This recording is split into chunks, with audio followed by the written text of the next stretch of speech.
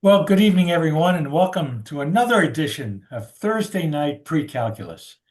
I'm joined by my colleagues Tom Dick from Corvallis, Oregon, Vicky Carter from Florence, South Carolina, and Curtis Brown from some unknown location in Texas, we think. Tonight, we're going to talk a lot about rational functions, and I think we've got some great problems for you to think about, to work out analytically.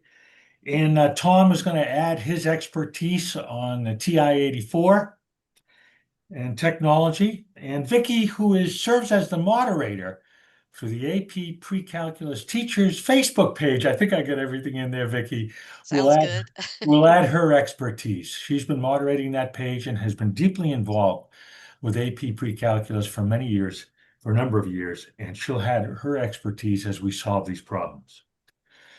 This is supposed to be an interactive session. We'll ask you some questions. Curtis is monitoring the chat, may have a little difficulty getting those questions to us, but we'll do our best. So I'm going to start by sharing my screen. I hope you've had an opportunity to download these problems, and let's see if this works. Tom, Vicky, can you see that? Yes. Yes. Good. All right, beautiful. So here we go. We're going to start out with a rational function r, which is defined as x plus 5 divided by that product of two linear terms. I just want to remark here before I go any further that a lot of these problems are geared towards AP pre-calculus, of course. And if you were to see a problem like this on the exam, it's not necessarily true that this denominator would be factored for you, but I've done that, or we have done that already, just to move along a little bit more quickly with some of these problems. So the first part of this says, find an equation for each vertical asymptote of the graph of R. So let me think a little bit about what I need to do here. I think I need to take a look at the zeros in the denominator. I think I need to take a look at the zeros in the numerator because I don't want any overlap, or I have to check if there is any overlap in zeros. And then judging from those two values, so the values that are the zeros in the denominator and the numerator, I'll be able to determine where the vertical asymptotes are.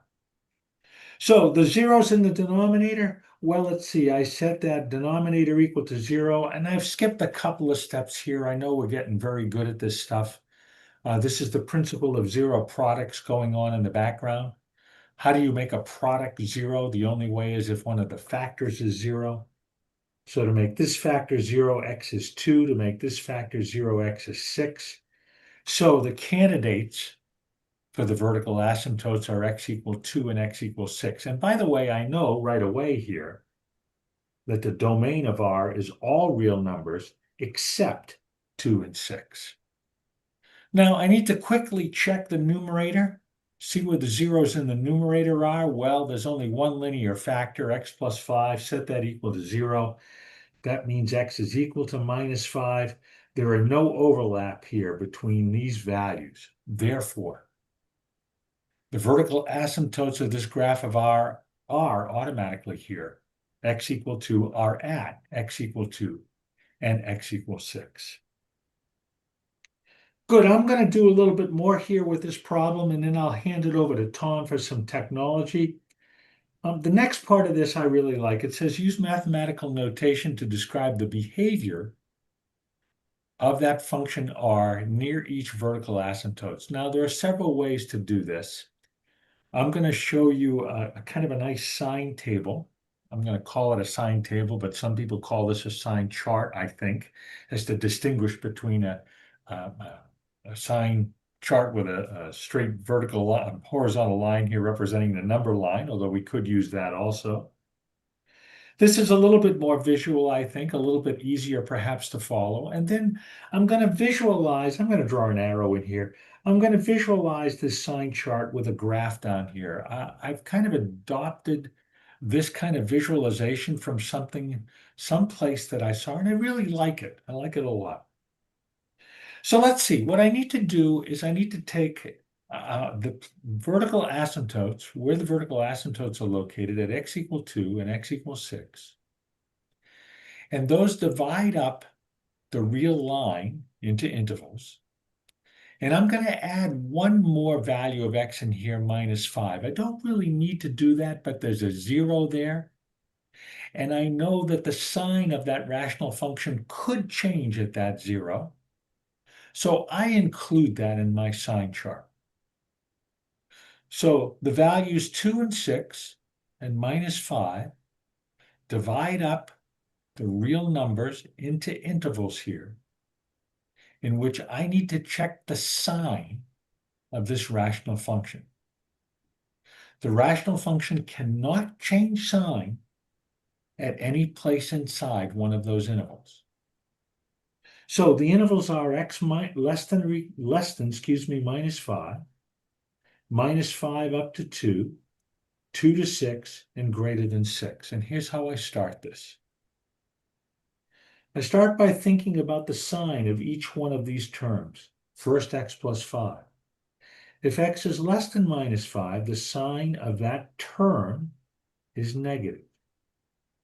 Sorry, this is some of my own terminology and my own experience in doing this. As the value of x gets greater than -5, passes over through -5, this term becomes positive. It's positive in that interval, it's positive in that one, and that one. I'm sorry, that kind of looks like extra minus signs in there. I'll get rid of those. I have to do the same thing with each of these terms, each of these factors. For x minus 2, it is negative in this interval, negative in this interval, and then when we cross over, 2, that term x minus 2 becomes positive here and in this interval. Same thing, same strategy for the term x minus 6. It is minus, negative, negative, negative, and then when I cross over 6, it's positive. I should probably put another sort of dashed line in here, maybe to make this a little bit easier to read. Now I'm going to put all of this together. In the interval x less than -5, this term is negative, this term is negative, and this term is negative. That makes the whole quotient negative. I'm going to add that sign right in there. When I cross over -5, I have two negative signs and a positive. So the whole quotient is positive. When I cross over 2, get into the interval 2 to 6, I have two positive signs and a negative. That makes the whole quotient negative. And finally, over here for x greater than 6, the quotient of the rational function is positive. Now, that sign chart is probably enough for me to write the correct mathematical notation, but I'm going to go a little bit farther here, and I'm going to try to arrow up just a little bit if I can. Well, let's see if this is working tonight. There we go, just a little bit. And I'm going to try to visualize that sign chart. So what I've done is I have drawn some arrows here down at the bottom, these two-sided arrows, representing each of these intervals, x less than -5, x between -5 and 2, and so forth. And I have transferred these signs down to the bottom, below these two-sided arrows. Those represent the sign of the rational function in those intervals. I know that I have a vertical asymptote at x equals 2 and x equals 6. So you can see my vertical dashed lines representing those asymptotes. I have a 0, actually a 0 at x equal -5. And so I've drawn a solid thin black line up here, up to the x-axis, reminding me that I have a 0 there, that the graph of this rational function hits the x-axis. I'm not sure if it crosses yet, but at least touches the x-axis at x equal -5. So looking at that sign chart, looking at this sort of visualization, I think with a little bit of luck here, I can now write the correct mathematical notation for the behavior of this function near each vertical asymptote. I think that was the original question. So let's see. As I approach 2 from the left, I'm coming in this way.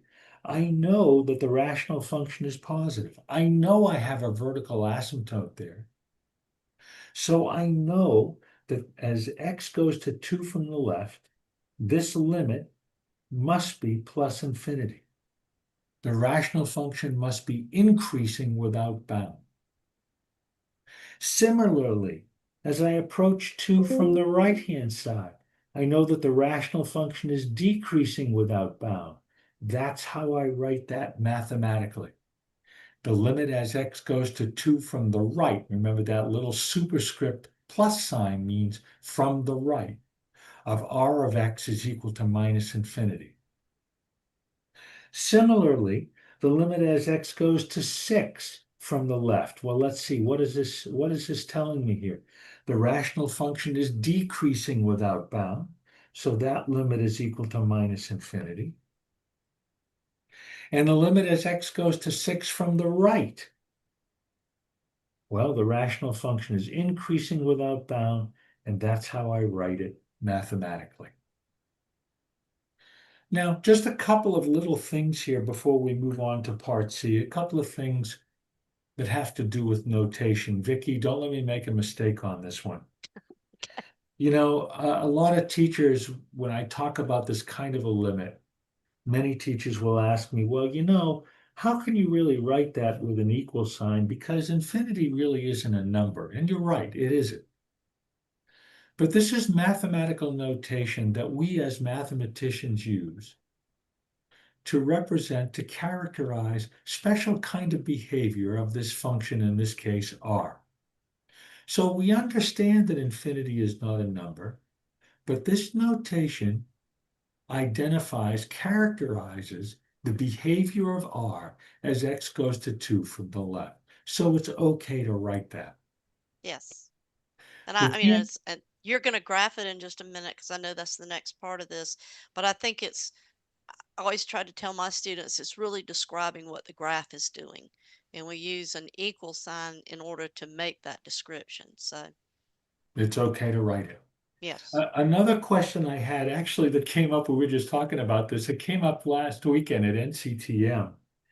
A teacher asked me, well, I have a student who always does this, who writes the limit as x goes to 2 from the left is equal to infinity. Is that correct notation? Well, the answer is no. That's not correct notation. There's got to be something in here. We need to know, well, of what? That doesn't sound correct grammatically, but it's the limit as x goes to 2 from the left of what? Now, what would happen if you wrote that on the AP pre-calculus exam? Would you get credit for it? I can't answer that question. Would you get partial credit for it? Possibly combined with some other answer. But the bottom line is we encourage students, we want our students to write this correct mathematically and not worry about, well, what happens if I do this? And what happens if I don't put an equal sign, but I write an arrow? Let's use correct mathematical notation. Yeah, and we always talk about that math is a language, and so we need to Right. speak the language, and part of that is to use correct notation so that it's readable. And so if I read that, I'm missing something that I need to read. Yep. What would your English teacher say if you left out a verb, right? Okay. Let's take a look at part C. This says use technology to sketch the graph of R to confirm your results. Well, okay. So I actually used Mathematica to sketch the results here. I know Tom will take a look at this with the TI-84, but I did want to point something out here, and Tom will answer this question for us, I'm sure. I know that at x equal minus 5, the graph of R at least touches the x-axis. It's still kind of hard for me to see exactly what's going on here, whether it just touches and comes back up above the x-axis or whether it dips down below. Tom's going to help answer that for us, But okay? we know it dips down below, Steve, because Why? your sign chart told us it was negative. Exactly. And I am So, going to say that through my years of experience, that bothers some students that yeah, a graph does that. And so we need to make sure that we present functions of this type to our students and are real clear that we know that that graph is below the x-axis for any of the x values less than -5. Vicky, if I may, what's the bothersome aspect? That it Well, shouldn't go down, dip down below? no, I think it's more about the horizontal asymptote, which we haven't actually mentioned here. It is y equals 0, and some students have been misinformed, I guess, that we don't cross an asymptote. We're not talking about horizontal asymptotes, in behavior asymptotes. And I think that's the bothersome piece. And it may Mhm. be, they've only looked at vertical asymptotes. They haven't studied horizontal asymptotes. Mhm. So I think a, it's important not to say that a graph never crosses its asymptote, and second, that they actually see a rational function graph that crosses that asymptote, that horizontal asymptote. So I'm going to exaggerate this graph a little bit, Vicky, if it's Okay. okay. So we know that this function is negative when it Mm-hmm. crosses through x equal minus 5. And we know that eventually it will get closer and closer to the x-axis, but never really touch it, and certainly never cross it again, because we know there is no other zero of this rational function r. We know that it's negative always for x less than Yes. minus 5. Yeah. Yes. Um, And we know it's in behavior. And I think that's yeah. important that like you kind of scooped it down and you're right, you're exaggerating it, but it's got to hug. I always say it hugs the x-axis, but below it. Mhm. That kind of a thing. And I still think about that. Okay, I'm telling my age now, but that first AP, and this is calculus, but that first question when the students had the availability of the graphing calculator, the first exam, they had a question similar to this, and it actually bothered a lot of calculus students. Yeah. Um, and I think that's a real advantage of this AP pre-calculus course is that they are having that exposure earlier. Vicky, I apologize. I'm going to go a little aside here. You brought up a good point about can the graph of a function cross its horizontal asymptote? And in fact, that is a concept, that is an idea that's often lost on students. In Hmm. fact, we could, correct me if I'm wrong here, but we could certainly have a graph that looks something like this. And as x increases without bound, the graph gets closer and closer, zeroes in on that horizontal asymptote. But in fact, we could see that that graph crosses that asymptote infinitely many times. Yes. Yes. And that's certainly possible. Yes. Good points. Hey, Steve, Oh, I'm before, sorry, Tom. Go ahead. um, could we back up to your part A? Sure. There we go. How's that? Great, yeah. Um, just a subtle point, and I kind of learned this the hard way from my Yeah. students. A point that many of them were missing, and Yes. it ended up not hurting them a lot of the time, but it was something I really needed to clarify. In your part A, you asked for an actual equation for each Oh, right. asymptote. Right. And I found out that my students, a lot of them were kind of just reading past that. They had learned that, well, you just need to tell where they're at. Hmm. So they were saying, okay, there's one at x equal 2 and one at x equals 6, not realizing that those are actually equations in the plane for a Yes. vertical line. Yeah. Yes. Now, like I said, it didn't end up hurting, but some even more so just thought they just translated in their mind, find an equation for vertical asymptotes.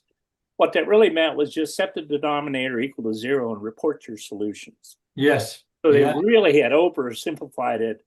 And that was very dangerous because if you had a function that actually had some overlap, as you mentioned, there's a 0 that in the numerator that matches up with one of those, it might not be an asymptote. It Correct. might be a whole.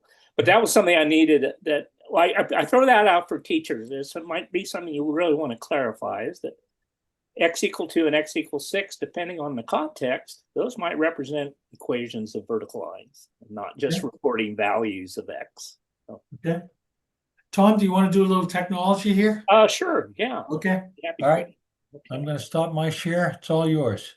Okay, give that a shot. And see if I can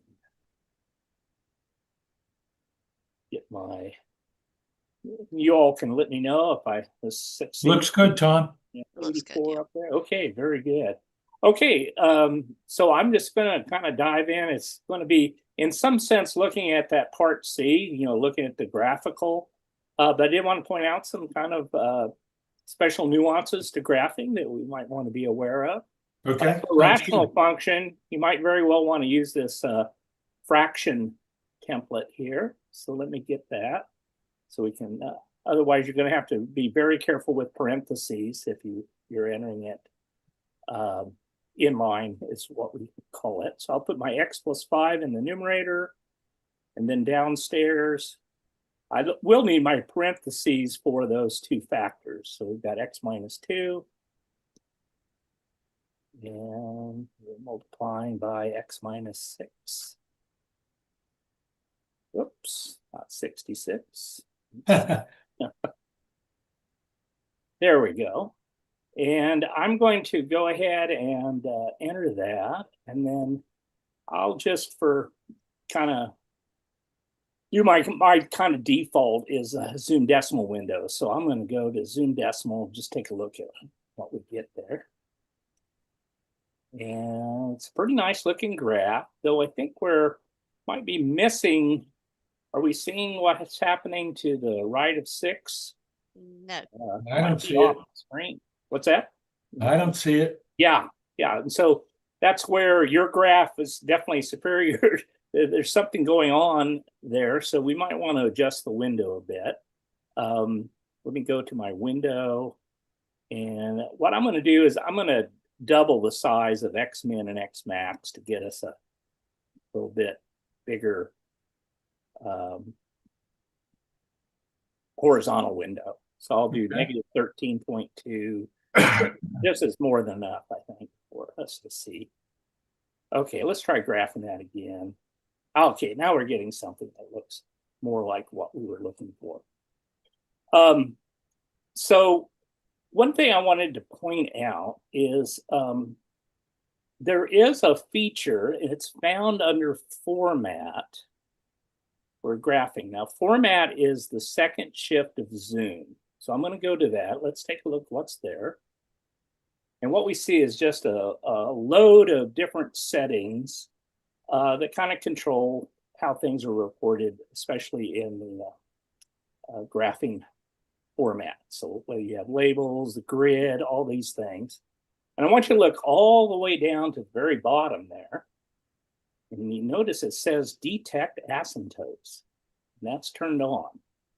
That's kind of the default. Now, this is something that if you have a particularly old TI-80 type model, like I'm not sure when this was introduced. I'm not sure it's on the 83, for example. But I'm going to turn that detect asymptotes off. Okay. And then I'm going to regraph and take a look at what we see. Looks exactly the same. Right? Yep. Just precisely the same. So what did that detect asymptotes thing do? In fact, you might be looking at it and think to yourself, well, if it's supposed to detect the asymptotes, it would have been nice if it drew in some nice dotted lines. Asymptotes were for me. So I'm going to go back to my window, and I'm going to just change it the tiniest little bit. I'm going to make the X min, instead of negative 13.2, I'm going to make it negative 13.1. Now that's an awfully little change. Window, but let's graph it now. Oh my gosh, what's happening here? That is really strange. It looks like it drew in the asymptotes for me. And yet I have detect asymptotes turned off. So what is the explanation for what's going on here? Well, I'll let you know. What it is when you turn off the detect asymptotes, when you turn that off, then the calculator is, as it's going across plotting pixels, it's going to play connect the dots no matter what, unless it hits right on a spot where the function's undefined. So the window I had before, you had some very nice values where the asymptotes were. at x equal 2 and x equals 6, Mhm. that window hit those right on the money. But in this window, we're actually missing those a little bit. And so it's actually connecting a very large, I'll look at 2 for an example. Just to the left of 2, it plotted a very big positive value. That's because the limit as x approaches 2 from the left is positive infinity. It took just a tiny step to the right. It stepped over the asymptote and got a very large magnitude negative number. And it actually connected to that because Yeah. it said, don't worry about asymptotes. And, If oh, go ahead, Vicki. no, and I was going to say, Tom, we know that in the older versions of the calculators, this was actually a problem for a lot of students. Yeah. And when you do kind of finish with this, we do have a question somebody has asked. Oh, okay. All right. I was just going to go back to the format, and I'm Okay. going to turn that detect asymptotes back on. Now, I still have that window that's just been tweaked a little bit. Remember? Yep, gotcha. Let me regraph it again. Notice that those jags, those Yeah. big vertical jags, what it did was it detected that near that 2 and near 6, there seemed to be this huge change in sign. And that's was kind of what tipped the calculator off. Say, well, maybe I better not connect because that might have been an asymptote. Yeah. So the question is, when we're using the graphing calculator, how do we know which zoom to use that's best to show our function? Tom, I know you, and I'm convinced that I really like Zoom 4. Give us some information about why you like that particular Zoom and maybe some suggestions for the person who asked this question. Sure. Yeah. And what I'll do is let me just go ahead and do a Zoom 4 right now. Okay. And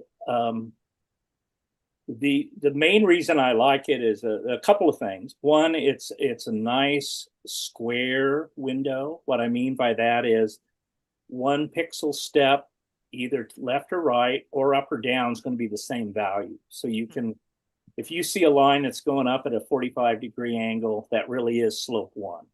When you start distorting your window from square, it's harder to read slopes by just eyeballing it. The Which other is what reason I Zoom like it is the trace Yeah. values are so nice. So when I turn on trace, when I step, notice that my X values are changing by exactly 0.1. And a consequence of that is I'm going to hit right on the money any whole number values of X. And so if you pick functions that have like their asymptotes at vertical asymptotes at integer values, the Zoom decimal window is going to, for example, if I just put in 2, here we see y equals blank, right? Okay. And that's actually, I could have stepped over to 2 and actually hit it. I didn't have to just enter it. So you get really nice trace values, you hit all your integer values, and it's a nice square window. So I I'm found sorry, I it. interrupted you, Vic. No, no, no. Oh, I just was gonna. I'll say I found that it's. I like to start there, and then if I need to zoom in or zoom out, or like you did, you just doubled the X min and X max, I think it was.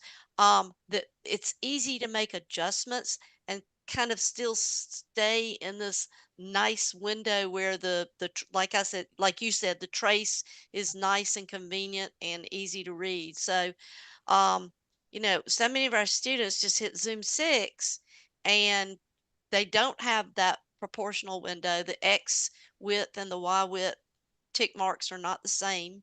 And like you said, the trace is not real pretty sometimes. Right. Yeah, that Z standard it's going to make -10 to 10 both Yeah. directions. But the thing is, your actual calculator screen is not a square. It's Right. a little bit wider than it is tall, and so you end up with some different scaling in X and Y. Yeah, Just a Tom, quick thing on this graph, the Zoom decimal, great place to start, but notice here we did need to make a change because we could see, oh, we're missing some of the important part of the graph to the right of 6. Yeah, go ahead, Steve.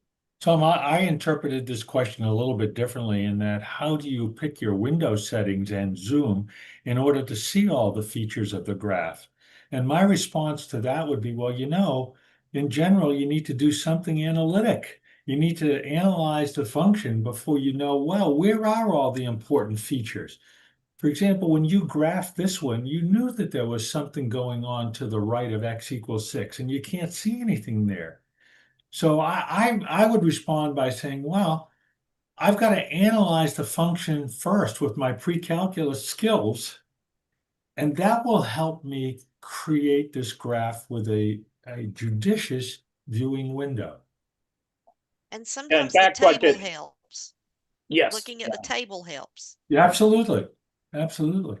yeah, I was also going to say that, especially with a function that has vertical asymptotes, um, it's often convenient to use a zoom fit. Yes. And what Yeah. zoom fit does is it actually samples your y values for your x range, x min to x max, and it tries to pick a y min and y max for you that will include, the values. But Yes. with vertical asymptotes, we're going to have some huge magnitude positive and negative numbers going Yeah. on. I hadn't tried this. I'm going to try a zoom fit and just see what we Okay. get.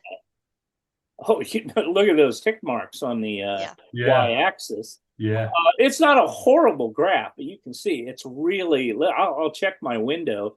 What kind of y min and y max do we have? Okay, No, that's not bad. it wasn't too bad. Yeah, I think it might be. Well, I'm not sure kind of how fine the sampling goes, Mhm. but I was actually braced for a much larger y min and y max. Well, go back to the window. Just go back to the graph a second. I do want to Yeah, make a I have a remark. question too, Vic, after you. So, unfortunately, I have had students think that that graph is now stopping, like Yeah. as endpoints. And I think that, the question was great about which Zoom to use. I think you need to model as a teacher various Zoom 4, Zoom 6, Zoom Fit, and talk about the graph and what students need to be looking for and include what Steve said. We got to know a little bit about the function so that we Mhm. can make good judgments about what we need to look at. Yeah, in fact, we can see here that place where it just seemed to truncate. Hmm. That's x equal 1.9. I'm going to move one more pixel to the right. Oh, it's undefined at x Yeah, equal 2. Then one more pixel to the right at 2.1. That's where it picked up again. yeah.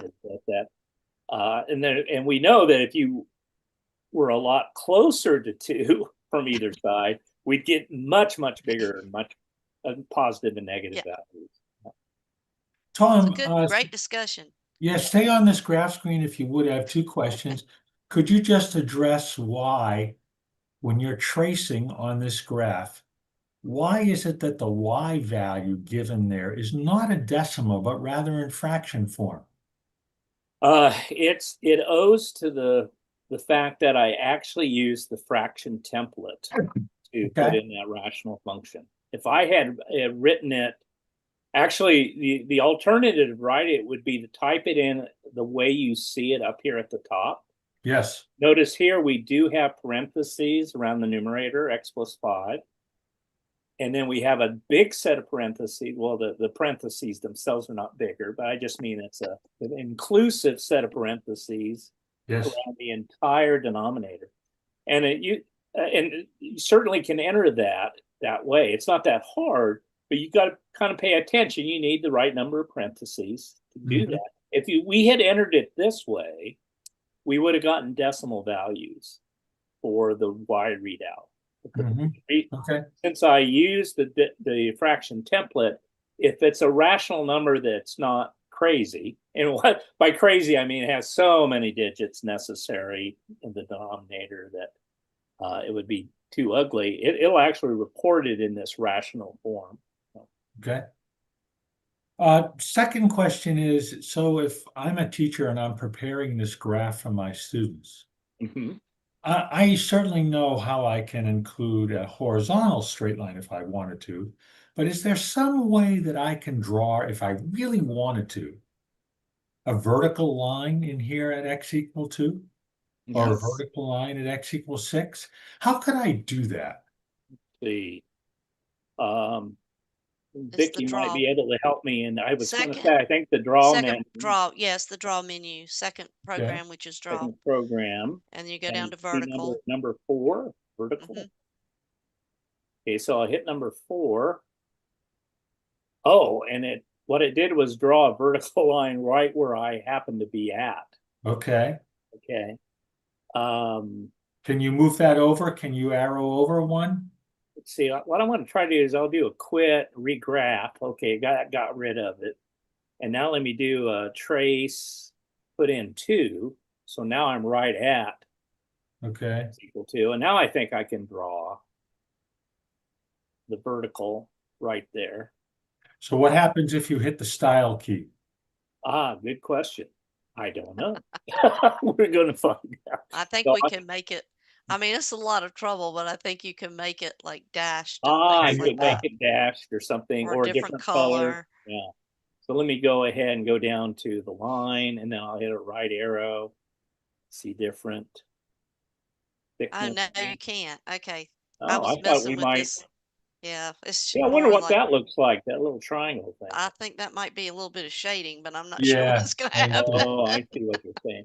So I could make it, I guess, thinner. Let me try Yeah. that. Okay. And that'll Not- make it a little easier. Yeah, I there kind you of go. like I that, like that. actually. That's That's kind of cool. yeah, it's Yeah. not like the dotted line we would use if we were hand doing it on Uh-huh. graph paper, but it does distinguish from Yeah. yeah. So All right, that's we have kind of a another graph. question. Oh, yeah, go ahead. Well, how come when the vertical asymptotes, when graphed on the calculator, look like, I think this is going back to when you were doing the detect the vertical asymptotes back and forth, look like they weren't really on x equals 2 or x equals 6. They looked a bit off.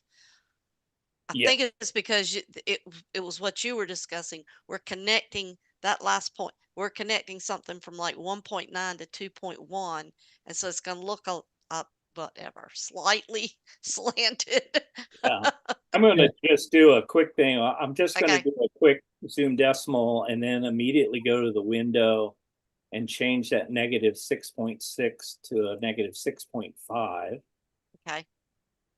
And then let's go ahead. I changed that format back to asymptotes off. Okay. And this should give us those jags when we Yeah. graph it. Yep, there it is. There it is. And if I actually trace, and let me go ahead and I'll just go ahead and arrow over. You can see how the trace values are not really nice increments. Yeah. Right, right. And as I get close to 2 from the left, okay, I'm at 1.935, and my Y value is actually off the screen. Yeah. Okay, I'm going to arrow over one more pixel. Look what happened. I actually stepped over the asymptote, and suddenly I'm on the right-hand side of that asymptote at a large magnitude negative number, and it's connected to that. So that's really its attempt to connect the dots Yeah. from a very big positive value to a very big negative value. When I say So big in the negative sense, I mean Yeah. it's absolute In value. magnitude. Yeah. So it's a sort of almost x equals 2, but not quite. Right, and we missed it. We didn't. The thing is, the detect. What it is when you turn that on, it is sensitive to that big of a change in value, and saying, "Whoa, that's odd when we have a function change value that drastically." And so it says, I'm not going to connect those two dots because I might be getting one of these jags that doesn't really exist, or the jag meaning this big connecting line. When I first showed graphing calculators, some of my colleagues, when they saw graphs like these, they actually thought the calculator had connected the asymptote and drew it in for you. Yeah. Well, I And think a so- lot of us thought that when we first saw a graphing calculator. It's like, wow, what a nice feature. So, all right. Well, Tom, one more thing. all right. One more thing. Zoom in if you would. Show us at x equal negative. minus. Yes, please. Okay. Yeah. Well, let me I'll go ahead and do zoom. We'll do a zoom in. Or we could just change the Y min and Y max to a skinny little piece. Ah, nice suggestion. Okay, so let's go back to the window. Let me change Y min to how about negative 0.1 Okay. and Y max to 0.1. Okay. And we'll just graph in the same X min, X max that we had before. Ah, And now we can see a very clear change Yeah. in sign over there at X equal 5. Hmm. This is, I'll go ahead and put on the trace and jump over to negative 5. Okay, that's right at 0. If I move 1 pixel to the right, it's negative 4.9 something. But notice how tiny the Y value is. Very tiny. but it's Y value. positive. But it's positive. It's right. Yep. By Now arrow go the other over to way. there's a very tiny Yeah. negative number. But at this scaling, the change in signs are really obvious visually. We can say, oh Yeah. yeah, it's definitely crossing. So very nice. Good. Yeah, nice suggestion, Steve. Good. Very good. All right. I'm thinking I should stop the share and turn it back over. Unless there's other questions you all are seeing in the chat that we. No, there's not any right now. Okay. That's it. All right. Okay. Beautiful.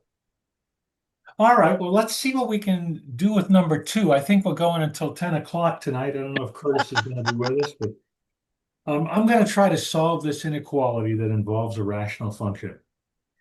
And so in order to do that, I need to find the zeros in both the numerator and the denominator. I'm not going to really worry about the domain, well, a little bit about the domain here, but I need to find the zeros in both the numerator and the denominator. So I'm going to start there. I'm going to factor the numerator, and I've got the zeros in the numerator are 0, x equals 0, and x equal minus 5. The denominator was already factored for me.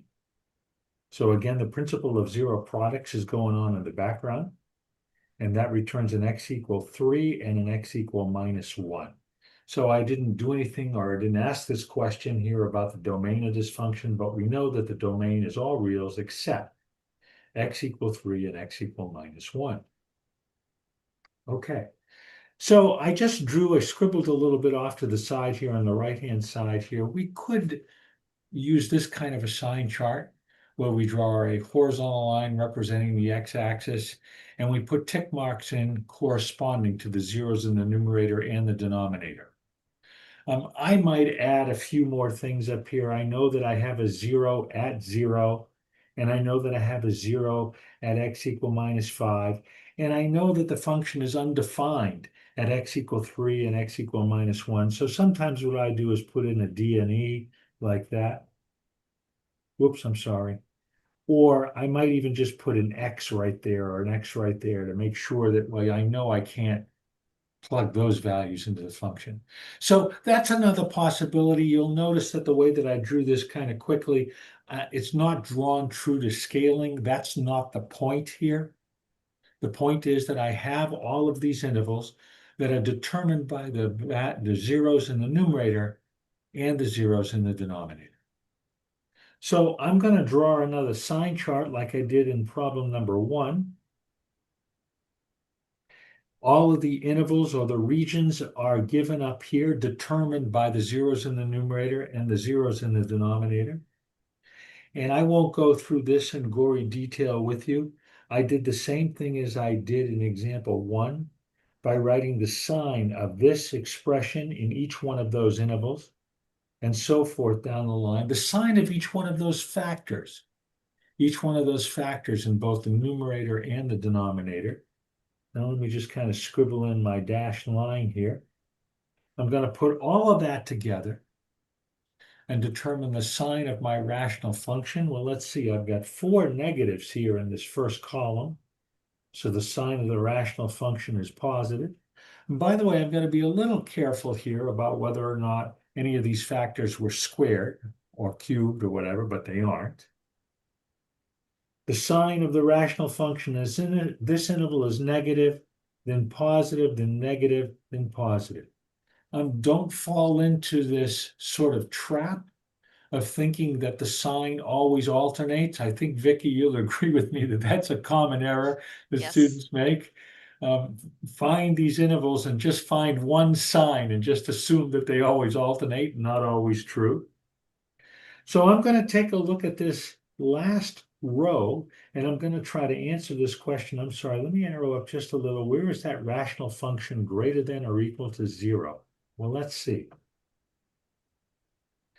I know that the rational function is positive for x less than -5, but you'll notice down here I have x less than or equal to -5. I wonder why. Because If -5 is a 0 of the function. Because -5 is a 0 of the function, it is in the domain of the function, so we can include that in the solution. All right, take a look at the next interval here. It's negative always in this interval. I don't have to worry about that one. It's positive in this interval, and be careful. This interval, I have excluded the endpoint -1, but included the endpoint 0. Why? Because -1 is not in the domain, but 0, this sounds kind of funny, but 0 is a 0 of this function. It is in the domain, so I can include it. And the next interval in which the rational function is positive is over here, x greater than 3. And that's a strictly greater than 3 because, well, 3 is not in the domain. That's a nice problem.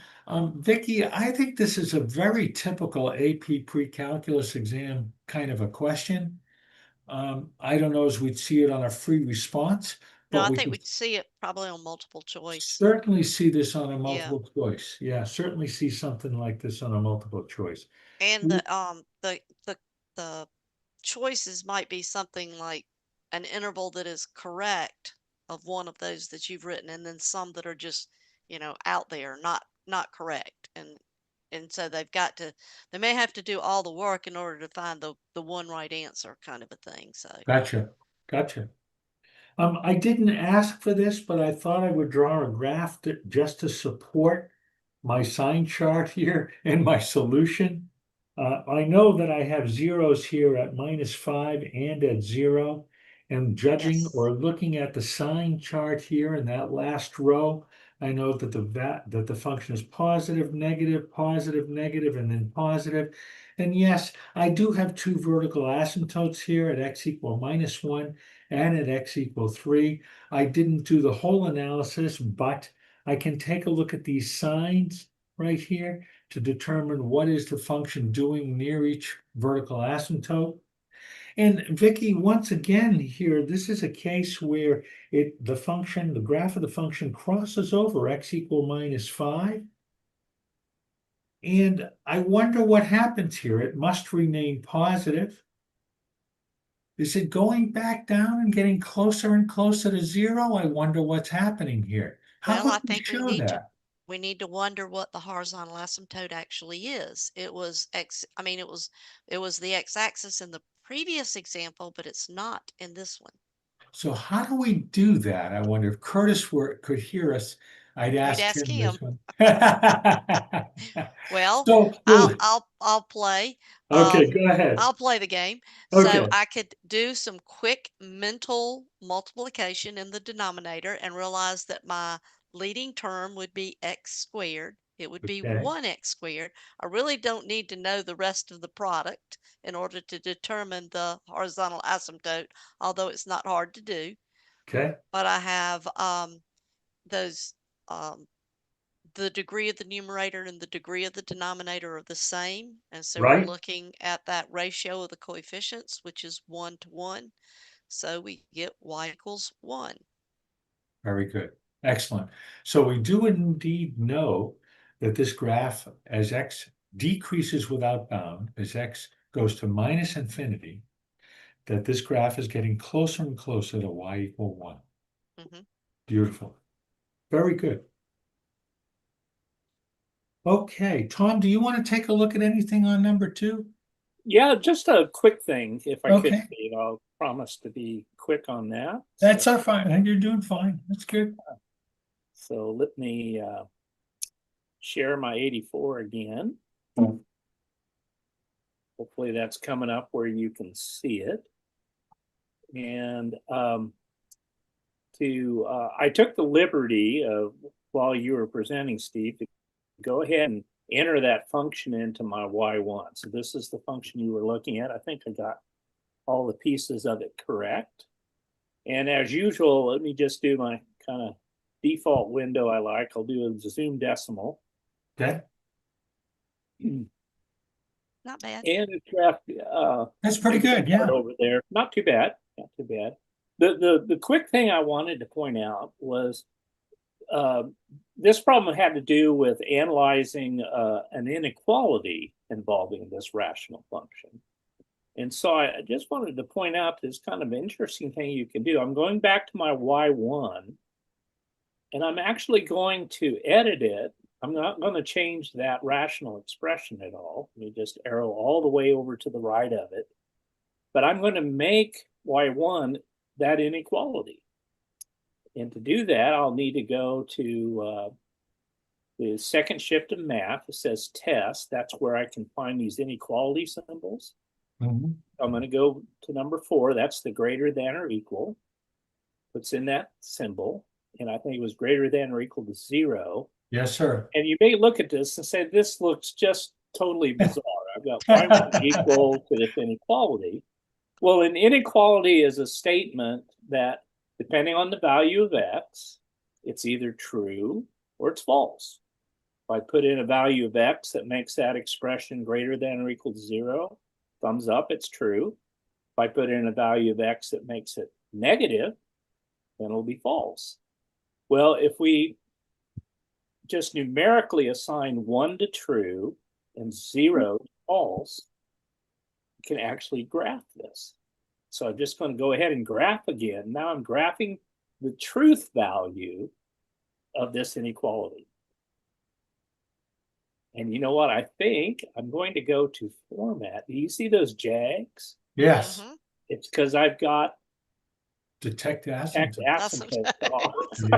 Yeah. Oh my gosh. So let's go ahead back. Notice it's detecting kind of this sudden shift in value. So, Yes. oh no, it didn't detect it. That's the problem. It just connected across. Yeah. Yes. So let me turn that on and graph again. Ah, nice. So where you see this horizontal, looks like y equals 1, that's where that inequality is true. And where you see horizontal y equals 0, that's where the inequality is false. Now it's kind of interesting maybe what happens at those asymptotes. So let's see, one of the asymptotes was at x equal 3. Well, let me turn on the trace. And notice, okay, when x equals 0, it's true. Okay. I think I get 0 on both sides, right? So 0 is greater than or equal to 0. As soon as I get to 0.1, though, that rational function must be negative. We remember what the graph looked like. That makes sense. I'm going to jump to 3. Notice it's undefined. It's not saying it's false. It's saying, wait a second, this doesn't even make sense because one of the sides of the inequality is undefined itself. So, Okay, that's neat. but it is reporting wherever it's equal to 1 is where the inequality is true. Now, I'm not suggesting this as I just wanted to point out this is a feature that I think some people aren't aware of, is that you can put in statements that evaluate as true or false, and you can actually graph them in your grapher, and it graphs a series. It's like piecewise constant. It's either 1 or 0, or in this case, undefined if it doesn't make sense at all. But it's a way that maybe to confirm what you got by doing your analysis, like Steve had done.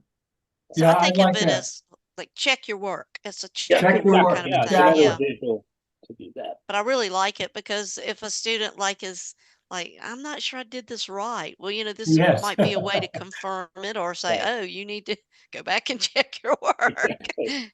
Right. Okay, I'll stop the share and get it back. Okay. Thanks, Tom. All right, we've got time here to take a look at just one more. I probably won't get through the whole problem, but I will leave our participants with a couple of questions to investigate. Some questions for tomorrow morning at 8 o'clock in pre-calculus class. This is a nice one. Here's a rational function. You'll notice that both the numerator and the denominator are unfactored. Not sure if they do factor, but they are unfactored. And the first question says determine the n behaviors and use limit notation to indicate that behavior. All right, so how do I do that? Well, Vicky alluded to this a little while ago. What we really need to do to determine the end behavior is to take a look at the terms with the highest power of x in both the numerator and the denominator. This sort of makes sense. This is reasonable. I think your students believe this. As x increases or decreases without bound, those are the terms that really are dominant. They dominate the value of that expression. And so we need to look at the ratio of those terms. So that's what I did over here. And yes, Vicky mentioned this also. I've got to drag along the coefficients. There's a -1 up there in the numerator. There's a +1 down there in the denominator. And I'm going to simplify a little bit. That simplifies to just a -x. I'm going to use that expression to determine the end behavior. As x decreases without bound, as x goes to -infinity, x is going to -infinity, but there's another negative sign out in front there. That means this rational function is increasing without bound. As So x it's like a goes, double negative, it's a Steve, right? double negative in there, absolutely. As x increases without bound, as x goes to +infinity, this expression, well, x is increasing without bound. It's positive, very large positive, but there's a negative sign out in front. And so that means the rational expression is decreasing without bound, going to -infinity. Now, I didn't ask this question here, but this is a really good question to think about. What are the vertical asymptotes on the graph or of the graph of this rational function are, if there are any? That's something to think about. If we have time here, I'll get to a little bit of that. This says write an equation of any horizontal asymptote or slant asymptote. Well, let's see. How do you determine if there is a slant asymptote? Well, a way to do this is with long division. And a sort of a hint or a tip off here that there could be a slant asymptote is that the degree in the denominator is 1 less than the degree in the numerator.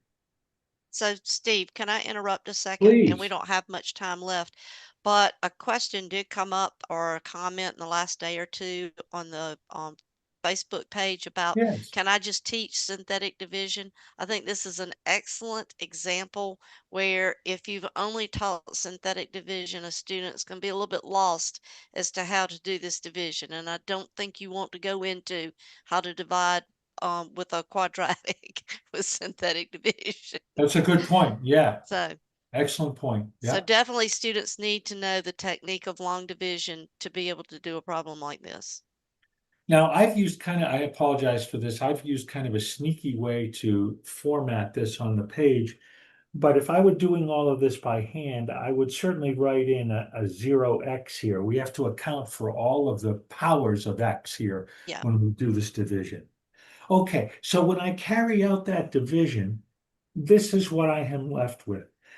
I can write that rational expression as this term -x plus 3 plus the remainder -4x plus 8 divided by this quotient x squared minus 4.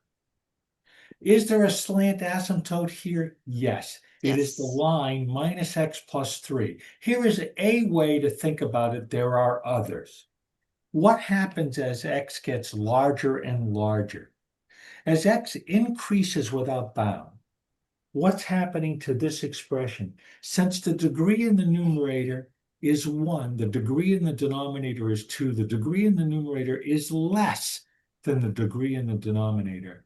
That leftover rational expression is going to 0. Yes.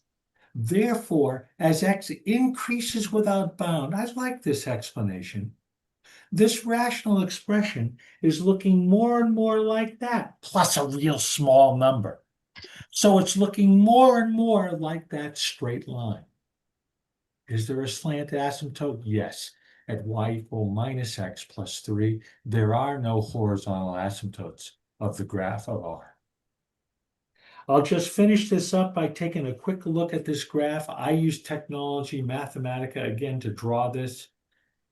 You should analyze this a little bit more closely. There is indeed a vertical asymptote at x equal minus 2. If you think about this for a second here, x squared minus 4 was in the denominator, but we all know that that's the difference of two squares, so that we can write that as x minus 2 times x plus 2. That almost suggests that there's a vertical asymptote also at x equal 2, but there isn't. It turns out here that there is a hole in the graph at x equal 2. There's actually a hole in the graph right there. Sorry, I kind of colored that in at 2, 0. This dashed line that I've drawn in right there, that's an equation of the slant asymptote minus x plus 3. That's a really nice problem. Well, Okay, I we got kind 9 of are o'clock, at 9 guys. o'clock. Yeah, there was something about what is the x squared minus 4 in the context of this problem. I'm not sure Well, what they're it's the asking. denominator of that rational Okay. function. Oh, okay. You got it. Yeah, you Yep. said it, so we're Okay. good. Okay. Well, thank you very much for joining us this evening. We have one more session on Thursday night pre-calculus, which will be in December. You can watch for that post on the AP Facebook page. It'll also be on the TI YouTube page. Curtis, wherever you are, thank you for setting this up once again. Tom, thanks a million. Vicky, great job, and we'll see you all in December. Thank Okay, you. bye. Thanks, everybody.